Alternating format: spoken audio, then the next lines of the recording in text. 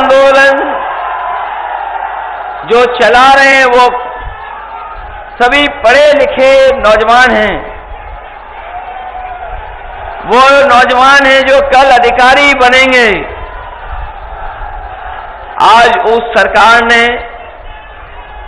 उन लोगों को भी आंदोलन में झोंक दिया है। वहीं मैं तमाम युवक युवतियों को बधाई देना चाहता हूं कि अपनी आवाज को बुलंद करने के लिए वो पीछे नहीं हटे हैं। सरकार तमाम तरीके अपना रही है, लेकिन उसके बावजूद भी नौजवान आज धरने पर बैठ करके अपनी मांग को लेकर के सरकार को जगाना चाहते हैं, सरकार के सामने रखना चाहते हैं। ये कोई मामूली घटना नहीं है जहां पर पढ़े लिखे नौजवान आंदोलन पर बैठ गए हों। वैसे तो मेरी इच्छा ये भी थी कि मैं सबसे पहले उनके आंदोलन में शामिल होता जाकर के, उनके बीच बैठता जाकर के, लेकिन मैं ये बात जानता हूं बहुत सारे लोग छात्रों का, नौजवानों का आंदोलन को ये भी कह देते कि राजनीति से प्रेरित है, इसलिए उस आंदोलन में नहीं गया। लेकिन मैं इस मंच के माध्यम से उनको बधाई भी देना चाहता हूं और उनका समर्थन भी करना चाहता हूं कि उनकी मांग जायज है। और जिस समय उन्हें पता लगा कि कहीं ऐसा ना हो कि आंदोलन में मैं भी शामिल हो जाऊं जाकर के, उन्होंने खबर सुनते ही छात्रों को हटाना शुरू कर दिया। कई छात्रों को हटाने में कामयाब भी हो गए। जो हमारी बेटियां बहनें बैठी थीं, उनको बिना महिला पुलिस के लोग उठाने लगे जाकर के, और जो नौजवान थे वो शादी वर्दी में पहुंच करके उठाने लगे। इस कायराना व्यवहार के लिए मैं सरकार की निंदा करता हूं। इस लोकतंत्र में इससे ज्यादा शर्मनाक घटना और कोई नहीं हो सकती जो प्रयागराज में, इलाहाबाद में इन्होंने छात्रों के साथ किया है, और जो ये नौजवान धरने पर बैठे अपनी मांग को लेकर के। ये वही सरकार के लोग हैं जो लोग ये कहते हैं कि 1 नेशन 1 इलेक्शन। ये सरकार वो है जो कहती है 1 नेशन 1 इलेक्शन। लेकिन सोचिए उत्तर प्रदेश में एक चुनाव नहीं करा पा रहे हैं। चुनाव तो छोड़िए, जो हमारे छात्र नौजवान हैं उनकी परीक्षा भी नहीं करवा पा रहे हैं। जो लोग कहते हैं एक इलेक्शन पूरे देश में एक साथ हो जाए, वो हमारे नौजवानों की परीक्षा भी नहीं करा पा रहे हैं। लेकिन हम जानते हैं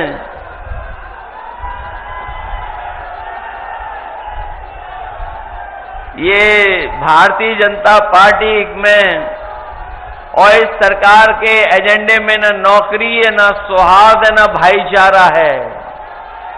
इनका कार्यकाल देख लीजिए, इनके एजेंडे में नौकरी नहीं है, इनके एजेंडे में सौहार्द नहीं है, और अभी तक तो न जाने कितने हम लोगों ने घटनाएं देखी होंगी जहां पर इन्होंने युवाओं के भविष्य का धोखा करने का काम किया है। जिस समय लोकसभा का चुनाव था, आपको याद होगा,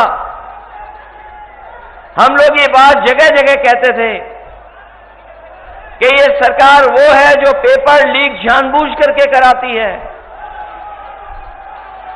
और पेपर लीक इसलिए सरकार कराती थी क्योंकि नौकरी इनके एजेंडे में नहीं थी।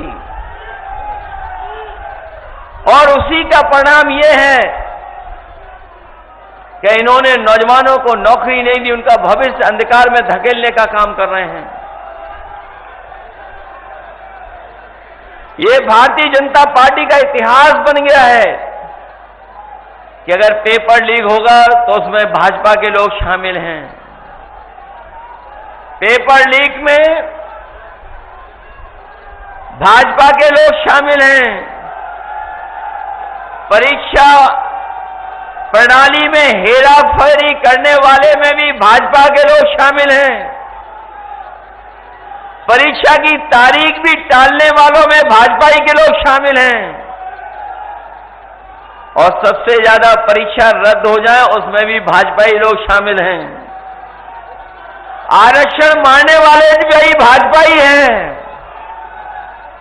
और रिजल्ट लटकाने वाले भी भाजपा ही के लोग हैं। और अगर रिजल्ट बन भी जाए, आ भी जाए,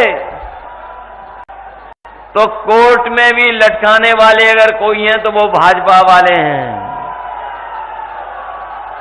नौजवानों के भविष्य के साथ बड़े पैमाने पर खिलवाड़ कर रहे हैं। और इधर तो जब से समाजवादियों ने पीडीए का नारा दिया है, इन्हें डीएपी भी पीडीए ही नजर आने लगा है। ये जब दूर से देखते हैं डीएपी, उसे में भी पीडीए दिखाई दे रहा है इनको। ये अक्षरों से खिलवाड़ कर रहे हैं, अक्षरों से दुश्मनी रखते हैं, इसलिए पीडीए के साथ तो कर ही रहे हैं धोखा। वहीं डीएपी भी कहीं किसानों को उपलब्ध नहीं करा पा रहे हैं। अभी तक तो ये बोरी की चोरी करते थे, अब तो डीएपी की पूरी बोरी चोरी कर ली है इन्होंने। जो हमारा किसान इस सरकार में उम्मीद करता था कि उसकी पैदावार बढ़ जाएगी, आय बढ़ जाएगी, लेकिन इस सरकार ने उनकी आय और पैदावार के साथ भी सरकार की योजनाएं नहीं जोड़ी, किसानों को अपने हाल पर छोड़ दिया। ये वही लोग हैं जिन्होंने नारा दिया था कि किसानों की आय दोगुनी हो जाएगी, लेकिन जब आंकड़े अभी आए हैं तो अभी तक के इतिहास की सबसे महंगी दर अगर कहीं महंगाई में देखने को मिल रही तो इनकी सरकार में दिख रही है। हमारे किसानों के साथ भी धोखा हो गया। और फिर ये सरकार कौन सा नारा दे रही है? ये सरकार नारा कौन सा दे रही है? जब ये सरकार के हाथ में कुछ नहीं बचा, जब सरकार को पता लग गया चुनाव हारने जा रहे हैं, तो ये चुनाव की तारीख भी टाल रहे हैं। पहले ये चुनाव 13 तारीख को हो रहा था, 13 तारीख को चुनाव होने जा रहा था। और जिस समय त्योहार पर लोग छुट्टी के बहाने घर आए थे त्योहार मनाने,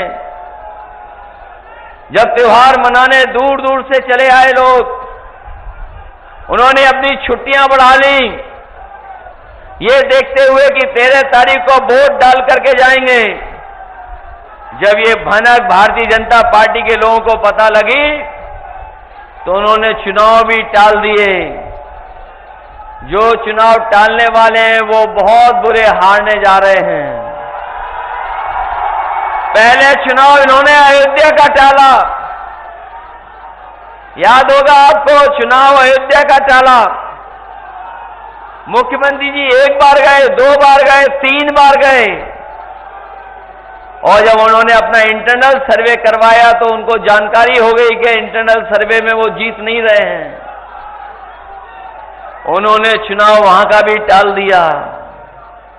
ये जितना चुनाव टालेंगे उतना ही बुरा इस बार बाई इलेक्शन में हारने जा रहे हैं।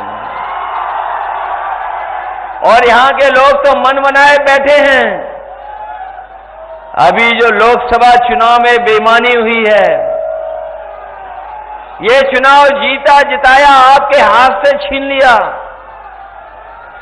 फूलपुर का चुनाव लोकसभा का पूरे के पूरे लोग देश के जान गए थे ये जीत गए, क्योंकि जिस समय वो कार्यक्रम था इंडिया गठबंधन का, जन समर्थन और जन सैलाब इतना दिखाई दिया कि विरोधियों के होश उड़ गए। जो लोग वोट से नहीं जीत सकते थे, उन्होंने अधिकारियों को आगे कर करके चुनाव को जीतने का काम किया। आप हारे नहीं हैं, केवल आपको प्रमाण नहीं दिया अधिकारियों ने। और जिन्हें 22 का चुनाव याद होगा, 22 का चुनाव भी हमारे आपके प्रत्याशी लगभग जीत गए थे। जिन्होंने बैलेट वाले वोट देखे होंगे वो जानते होंगे कि बैलेट में बीजेपी से दुगने वोटों से जीते थे। जब इन्हें लगा कि ये चुनाव हाथ से निकल गया तो बेईमानी कर करके इनको हरा दिया था। याद है कि नहीं याद है? मामूली वोटों से हारे। लेकिन इस बार तो लग रहा है कि यहां पर रिकॉर्ड बनने जा रहा है। इस बार पहले से ही बीजेपी को पता लग गया कि यहां से रिकॉर्ड मतों से जीतने जा रहे हैं। और मुझे तो ये लगता है कि पहली बार ऐसा समर्थन हर वर्ग से मिल रहा होगा। इतना समर्थन, इतना साथ और इतने समीकरण के साथ कभी चुनाव समाजवादी पार्टी के पक्ष में नहीं बना। इस बार तो ऐसा लग रहा है कि मुस्तफा सिद्दीकी साहब अभी तक की सबसे बड़ी जीतने जा रहे हैं। और इसीलिए जो हमारे लखनऊ वाले हैं उनकी भाषा बदली बदली नजर आ रही है। उनका पीडीए का जो फुल फॉर्म है, जो पीडीए का फुल फॉर्म है वो भी नहीं समझ पा रहे हैं। पीडीए में ये एच कहां से आ गया हमें नहीं पता। और जो पीडीए का फुल फॉर्म बता रहे हैं, कम से कम डीएपी का ही फुल फॉर्म बता के चले जाते। ये जो पीडीए को बुरा भला कह रहे हैं वो नकारात्मक लोग हैं, वो नेगेटिव लोग हैं। उनके एनडीए की शुरुआत भी एन से नेगेटिव से होती है। वो नकारात्मक लोग हैं। और जिन्होंने कल अखबार पढ़ा होगा अंग्रेजी का, जिन्होंने ध्यान से पढ़ा होगा, तो एक कोने में जाकर के एक बहुत बड़ी रिसर्च के बारे में लिखा है। और वो रिसर्च ये कहती है, अमेरिका की एक यूनिवर्सिटी जो बहुत ही प्रतिष्ठित यूनिवर्सिटी है, उसकी रिसर्च ये कहती जो नकारात्मक लोग होते हैं वो बूढ़े भी जल्दी हो जाते हैं और बुढ़ापा भी जल्दी आ जाता है। और दुखी भी वही लोग रहते हैं और भूलने की भी बीमारी उन्हें हो जाती है। तो इसलिए हमारी सलाह है उन लोगों से कि कम से कम अपनी नकारात्मक सोच को बदलें। अगर वो स्वस्थ रहना चाहते हैं तो नकारात्मक सोच से दूर हो जाएं। और जो हमें और आपको माफिया कहते हैं, गुंडा कहते हैं, बदमाश कहते हैं, मुझे तो लगता है कि जब वो घर से निकलते होंगे तो कभी आईना नहीं देखते होंगे। वो अगर आईना देख करके निकलने लगे तो पीडीए वालों को कभी माफिया नहीं कह सकते हैं। ये पीडीए पॉजिटिव पॉलिटिक्स का आंदोलन है। ये हमारी सकारात्मक सोच का आंदोलन है। पीडीए का मतलब है प्रोग्रेसिव है, पॉजिटिव है। हम लोग सबका साथ, और सबका विकास कर करके पीडीए को आगे बढ़ाना चाहते हैं। लेकिन पीडीए को देख करके कुछ लोगों को पेट में दर्द हो रहा है। उस दर्द को भी अगर कोई दूर करेगा तो पीडीए ही करेगा और आपका वोट, एक एक वोट आपका करेगा। इसलिए हम आपसे कहना चाहते हैं कि ये चुनाव जरूर उपचुनाव है, लेकिन ये उपचुनाव संदेश देगा आने वाले समय को लेकर के जो 2027 में चुनाव होने जा रहा है। और जिन्होंने इतने सालों में काम नहीं किया है, उनसे आप उम्मीद भी क्या कर सकते हो। समय समय पर उन्हें हाई कोर्ट, सुप्रीम कोर्ट ने डांटा है, जो अपने न्याय को और न्याय के लेकर के जगह जगह पर बुलडोजर लेकर के चलते थे। हम पीडीए के लोग और समाजवादी लोग कभी भी बुलडोजर को न्याय का प्रतीक नहीं मान सकते हैं। हम धन्यवाद भी देना चाहते हैं सुप्रीम कोर्ट को और बधाई भी देंगे उस फैसले को लेकर के, जिस फैसले ने हमेशा हमेशा के लिए बुलडोजर को रोकने का काम किया है। न केवल बुलडोजर को रोका है, बल्कि सरकार पर जुर्माना भी लगाया है। और जुर्माने के साथ साथ सुप्रीम कोर्ट ने यह भी कहा है कि ऐसे दोषी अधिकारी जिन्होंने ऐसी कार्रवाई की है, उनके खिलाफ भी कार्रवाई हो। और अगर अभी कार्रवाई नहीं होगी तो हम अपने साथियों को भरोसा दिलाते हैं, जिन्होंने अन्याय किया है, गरीबों को उजाड़ा है, गरीबों के साथ नुकसान पहुंचाया है, उनके साथ भी कभी न कभी कार्रवाई होगी, उनको भी उसके सामने से गुजरना पड़ेगा। ये जो दोषी लोग हैं, जब से सुप्रीम कोर्ट का ऑर्डर आया है, बहुत से अधिकारियों में सुधार अपने आप आ गया है और सुधार आना शुरू हो गया है। ऊपर से तो दिखाई देंगे आपके खिलाफ, लेकिन अंदर ही अंदर आपका भी साथ दे रहे हैं, अंदर ही अंदर साथ दे रहे हैं, क्योंकि वो ये जानते हैं ये सरकार अब चलने वाली नहीं है, ये सरकार जाने वाली है। और आप देख लेना महाराष्ट्र का परिणाम जो भी आएगा, उत्तर प्रदेश के मुख्यमंत्री उसके बाद बचेंगे नहीं, उनकी कुर्सी नहीं बचने वाली। और अगर हम लोग परसेंटेज के हिसाब से सोचें तो 100 में 100 सीटें ये हारने जा रहे हैं, और अगर गिनती में हिसाब किताब लगाओगे तो 9 में 9 सीटें ये हारने जा रहे हैं इस बार। इसीलिए सब ताकत लगा रहे हैं। जब इन्हें पता लगा कि जनता इनके साथ नहीं है, तो थोड़ा बहुत अधिकारियों के माध्यम से भी डरा रहे हैं, धमका रहे हैं। लेकिन वो जानते हैं जनता का जो समर्थन है,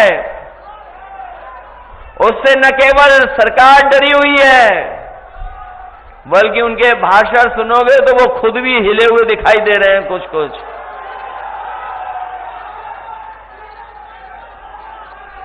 थोड़े बहुत हिले हुए दिखाई दे रहे हैं, इसलिए अपनी उपलब्धि नहीं बता पा रहे हैं। उपलब्धि उनकी क्या है नहीं बता पा रहे हैं। उनकी उपलब्धि यही है कि किसानों को संकट में डाल दिया, नौजवानों की नौकरी और रोजगार छीन लिया, महंगाई बढ़ा दी। जहां त्योहारों पे हम लोग खुशियां मनाते थे, इस बार दुखी होकर के त्योहार मनाना पड़ा। जो मिठास थी वो त्योहारों की मिठास छीन ली सरकार ने, और महंगाई कहां पहुंचा दी। महंगाई आज भी बढ़ती चली जा रही है, और जो शादी ब्याह जो करना चाहते हैं गरीब परिवार के लोग, वो कभी दुकान की तरफ जाते होंगे सोना लेने, तो बताओ आज सोना कहां पहुंच गया है। जब बीजेपी की सरकार आई थी उस समय क्या कीमत थी बाजार में, और आज लगभग लाख के पास पहुंचा जा रहा है। जहां महंगाई जरूरत की चीजों की बढ़ाई है, वहीं जमाखोरी कर करके अपने लोगों को मुनाफा भी ये सरकार सीधा सीधा पहुंचा रही है। ये मुनाफा कमाने वाले लोग हैं। जब मुनाफा बढ़ाते हैं तब महंगाई बढ़ती है। ये महंगाई इसलिए बढ़ा रहे हैं क्योंकि ये अपने लोगों को मुनाफा देना चाहते हैं, मुनाफा पहुंचवाना चाहते हैं। इसलिए उस शुभ चुनाव में हम आपसे सहयोग और समर्थन मांगने आए थे। पहले भी हम लोग आए थे जब लोकसभा का चुनाव था, और लोकसभा के चुनाव में भी हम लोगों ने आपसे अपील की थी और ये कहा था कि लोकतंत्र खतरे में है, संविधान खतरे में है। वो बात अभी वही है, अभी भी संविधान और लोकतंत्र खतरे में है, क्योंकि ये सरकार न संविधान के हिसाब से चल रही है और न ही उन अधिकारों को लोकतंत्र में जो आम लोगों को मिले